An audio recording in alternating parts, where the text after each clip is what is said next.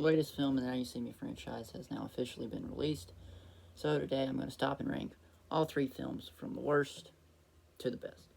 Obviously, spoilers ahead for all three films. If you haven't seen them, stop watching the video now because I'm going to be talking about the twist reveals and everything that happened in all three movies. So if you haven't seen any of them, stop watching now, go watch the movies, come back, finish this video. In last place is Now You See Me 1. Now, this list could change at any given point, depending on the day. I think all three films are very great films. I like all of them for very different reasons. But the first one is, at the moment for me, the weakest in the franchise, I think. But also, that could just be because the first one is the only one without Lula, and I honestly prefer Lula to Henley as a whole. I like her dynamic with the group better. So the first one being the only one with Henley in it, and also the only one that doesn't fully focus on the Horseman, I think makes it the weakest for me. Now, it is a very good thriller, and the twist in it is very good. And the idea of magicians committing crimes and the FBI trying to hunt them down and stop them, but they keep outsmarting the FBI because they do different tricks and illusions to outsmart them and best them was really was a very, very smart idea. And obviously, without the first one, we wouldn't have gotten any of the other ones. And it was a very good start to the franchise. And I do like it. All of them are fairly equal footing for me. None of them are really better than any of the other ones. I think they're all very good movies, and I enjoy all of them. But as a whole, I think the first one is the weakest one for me. Coming in second place is the most recent film in the franchise, Now You See Me, Now You Don't.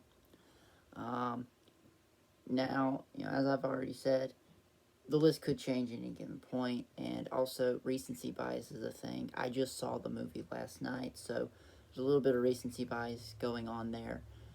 It's new, it's fresh in my mind, so it is a little bit higher up on the list than it may be, in the future, because obviously I've only seen the film once. The other two I've seen twice, so I can't really give it the, rewatchability ranking like I could with the first one and the second one. But I think this is another solid entry into the franchise. And the Horsemen still get a lot of focus, but it takes a little bit for them to actually get back together.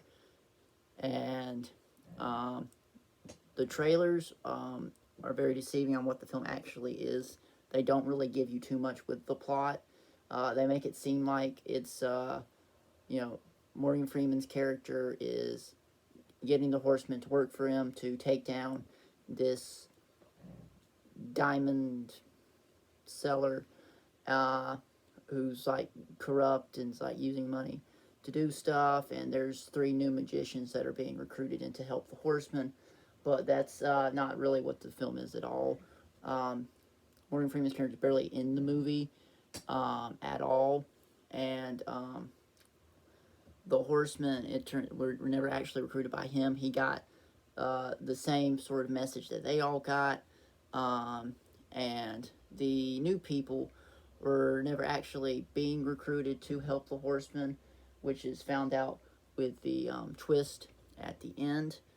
And I think the twist at the end of this one is possibly the best one in the franchise.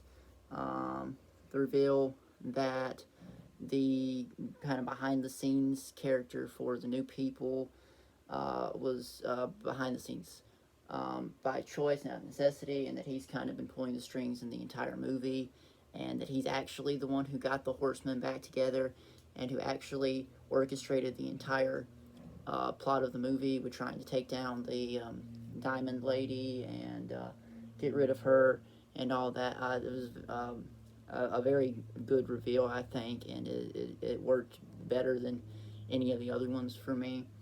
And also, I was very disappointed with the trailer when they did not show Lula and they showed that it was Henley back and they were not bringing back Lula.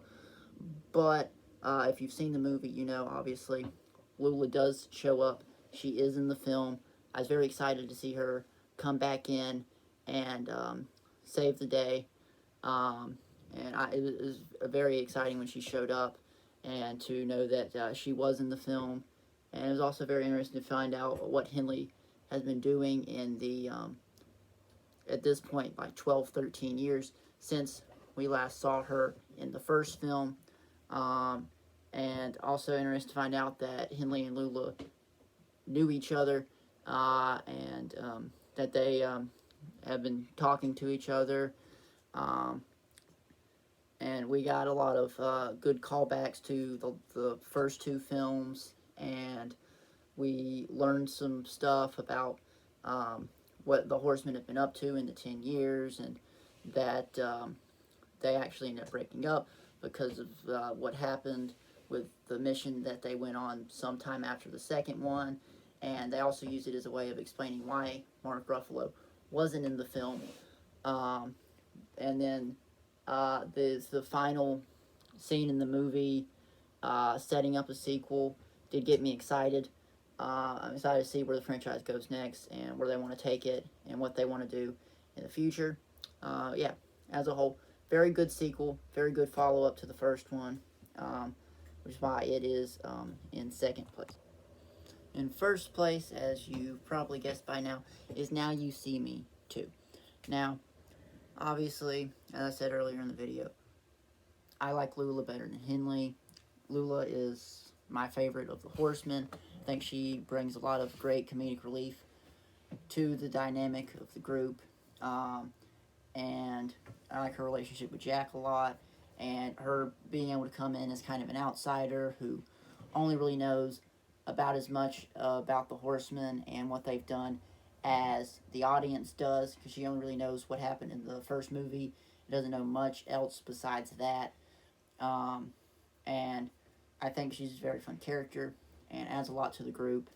And then obviously, this one decided to go a different direction than the first one and put a lot of focus on the Horsemen and the magic side of things and them, you know, using the magic and the illusion to commit heist. And I thought that that was a very smart idea. It really works for me. And then obviously you have quite possibly the best sequence in the entire franchise with the card tricks and the vault trying to steal that device. Very good sequence, very well done. And you know, the other ones had good sequences. Like the third one has the House of Illusion sequence, which is very cool, very visually stunning and all that. And the sequence in the third one worked well as well. But I think the second one's sequence was really the best one. And I also think that the second one has a better villain than the third one does, because Michael Caine coming back wanting to get revenge on the Horsemen for stealing all of his money is a much more interesting and intriguing plot line than the Horsemen taking down some random lady who is like using like Nazi money to like sell diamonds and all. And Daniel Radcliffe coming in, it was fun to see him in the movie, and the reveal that he was actually Michael Caine's son was a pretty good reveal.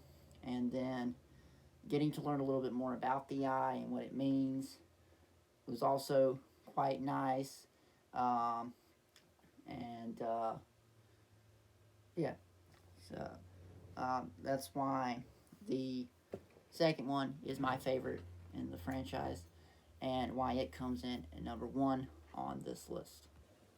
That was my ranking of all three Now You See Me films. Obviously, it's just my opinion. all of you obviously have your own opinions. I'd love to hear what you think, what your ranking of the films are. Please comment down below what your ranking of the films are. And then, obviously, if you enjoyed the video, please hit the like button, subscribe to my channel. Really helps me out, helps me grow. Yeah, anyway, guys, hope you enjoyed. Thanks for watching. Bye-bye.